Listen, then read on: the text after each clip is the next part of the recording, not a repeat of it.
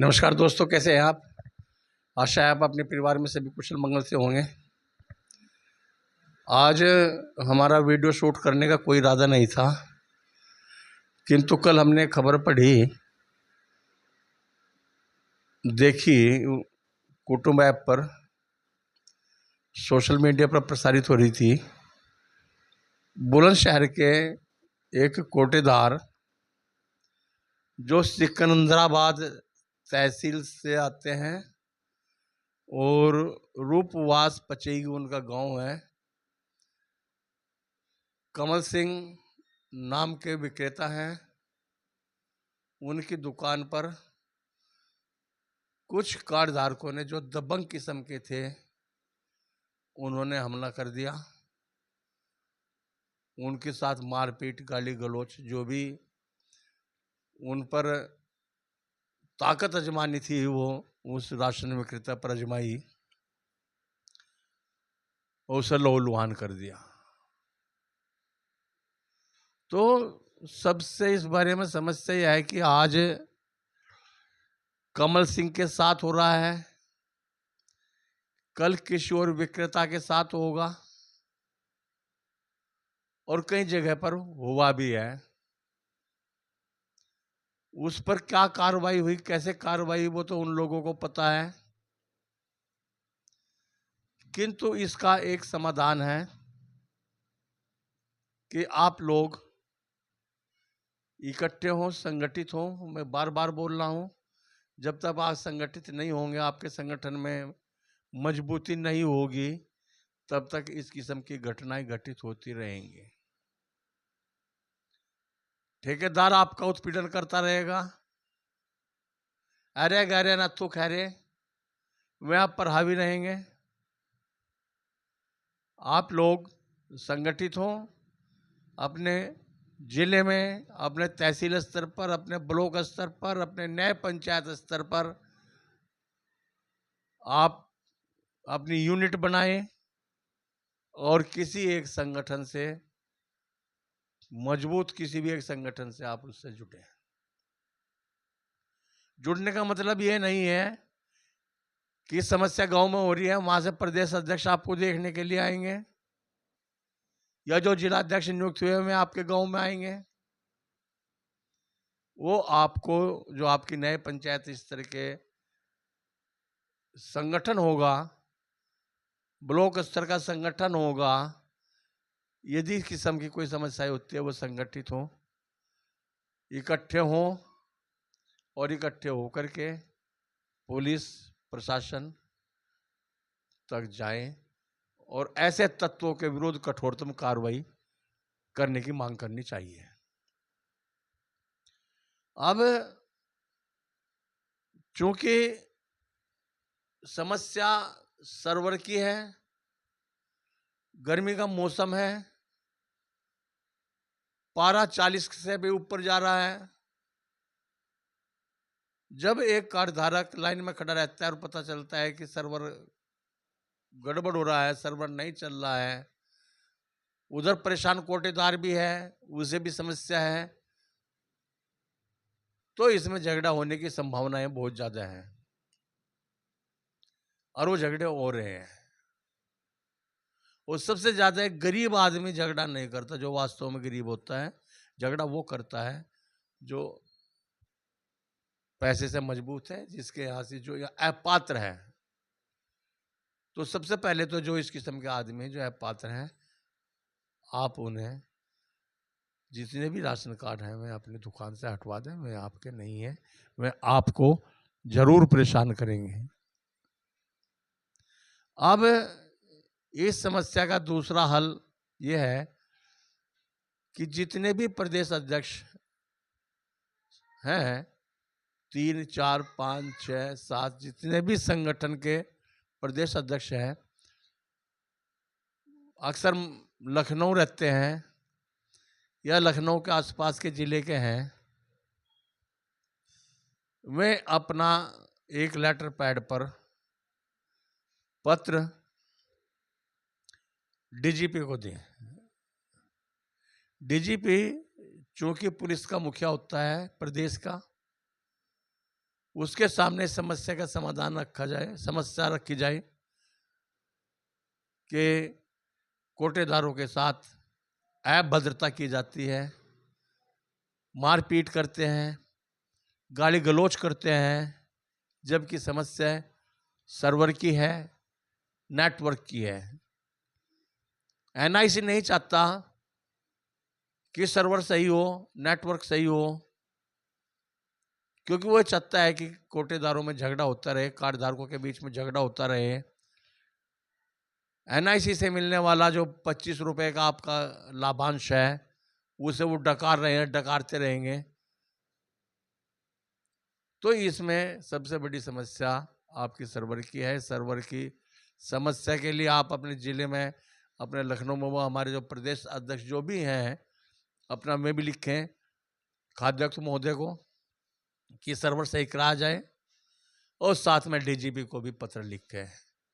आपने देखा होगा कि हॉस्पिटल में लिखा हुआ है, पहले हॉस्पिटल में भी जो तीमारदार थे, यदि कोई मरीज गुजर जाता है या उसे रेफर कर देते, दिक्कत होती है, तो वहाँ पर उसमें हॉस्पिटल में तोड़ फोड़ करते थे, गाली गलौज करते थे, मारपीट करते थे। तो वे लोग संगठित हुए और डीजीपी के पास गए, सरकार के पास गए, तो उन्होंने नियम बना दिया कि यदि कोई भी संपत्ति को नुकसान पहुंचाता है तो उसकी भरपाई उस आदमी से होगी जो दोषी है।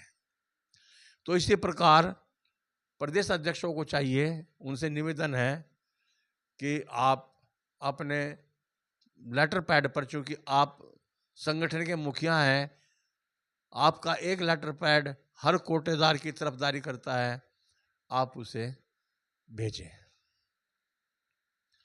दूसरा, इसमें रास्ता, एक तो रास्ता ये बता दें कि प्रदेश अध्यक्ष लिखे।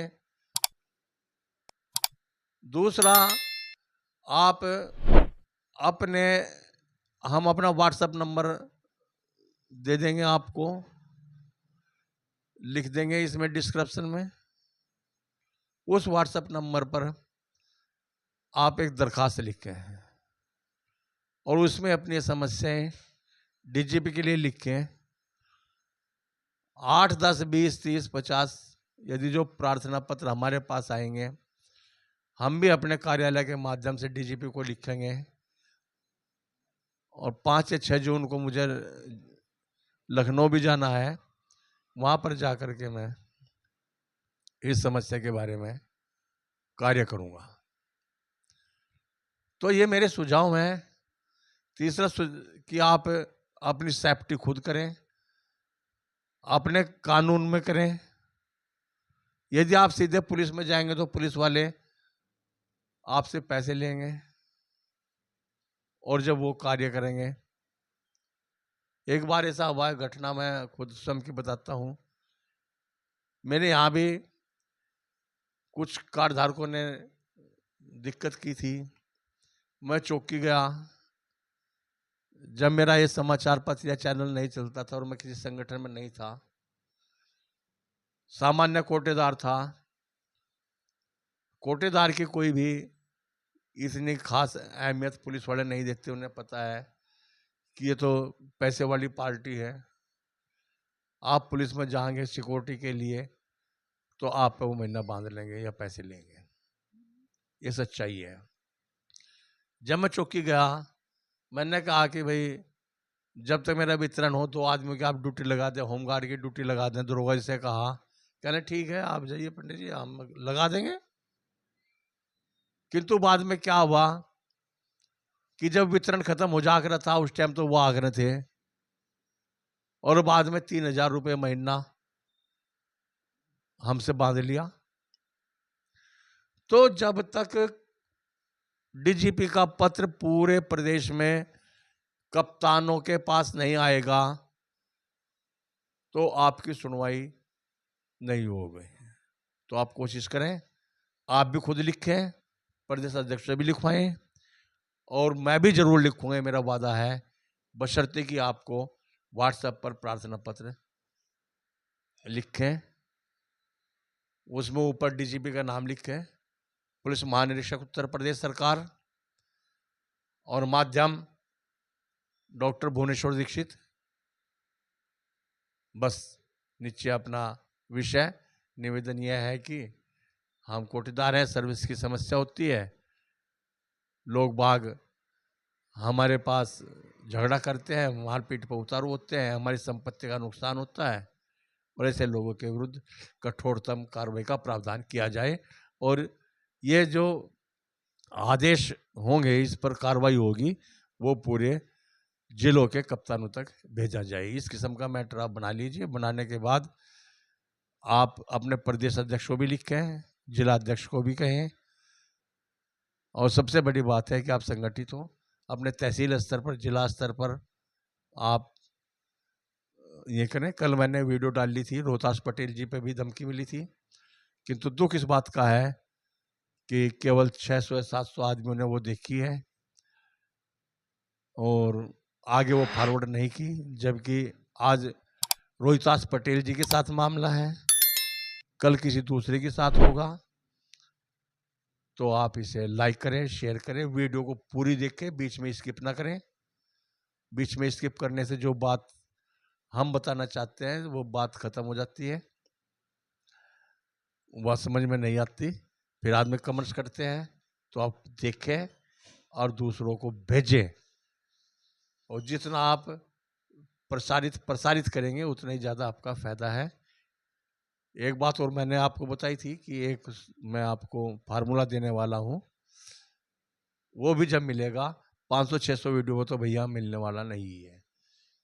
जब तक ये वीडियो 2 दिन में, 3 दिन में लगभग 80,000 कोटों में से 20,000 कोटेदारों तक नहीं पहुंचने की, तब तक वो फार्मूला कारगर सिद्ध नहीं होगा। तो आज इतना ही। आशा है मेरी बात आपको समझ में आई होगी। आप एक पत्र लिखें, अपने प्रदेश अध्यक्ष को बोलें, जिला अध्यक्ष के माध्यम से जिलाधिकारी को लिखें, और जिलाधिकारी के माध्यम से सीधा 2 पत्र लिखें। एक जिलाधिकारी कार्यालय रहेगा, एक मुख्यालय जाएगा, डीजीपी मुख्यालय, और ठेकेदारों की जो शिकायत है वो प्रदेश अध्यक्ष, खाद्याध्यक्ष महोदय के यहाँ करें, और जो भी समस्या है आप लिखें, हमें भी लिखें। हम भी अपने कार्यालय के माध्यम से, NFITO के माध्यम से जरूर भेजेंगे।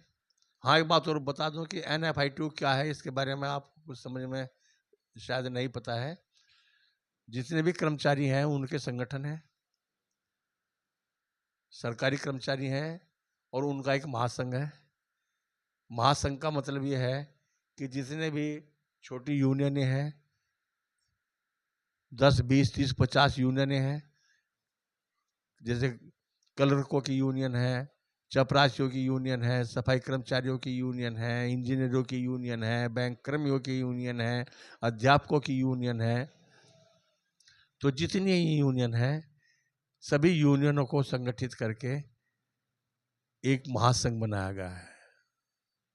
इसी प्रकार जितनी भी श्रमिक संगठन है, मजदूरों के संगठन है, उसमें रिक्शा चालक हो, खोमचा वाला हो, टेम्पो वाला हो, पेट्रोल पंप पर काम करने वाले हो, इनकी जो यूनियनें हैं, कारखाना कर्मचारी की है, रेलवे यूनियन है, उन्हीं सभी यूनियनों का एक तरह से ये महासंघ है, national front of Indian trade unions, जिसे हम NFITO या निप्टू कहते हैं। उसका मैं प्रदेश अध्यक्ष हूँ, और उसके संबंध में हम भी आप लिखेंगे, और लिखेंगे जब तक हमारे व्हाट्सएप पर या हमारे पते पर पत्र नहीं आने के, आप लिखित में नहीं देने के, जब तक लिखना संभव नहीं होगा। आपके प्रदेश अध्यक्ष आपके फोन पर लिख सकते हैं, क्योंकि वो आपके प्रतिनिधि हैं। आशा है कि हमारी बात समझ में आई होगी। आप राशन पूरा लेंगे, पूरा देंगे, और ये कार्य अपनी सुरक्षा के लिए ये कार्य अवश्य करेंगे। और हमारे ये जो वीडियो में शूट कर रहा हूँ, ज़्यादा से ज़्यादा शेयर करें, ज़्यादा से ज़्यादा देखें, पूरी देखें, देखने के लिए धन्यवाद, बहुत बहुत धन्यवाद, नमस्कार।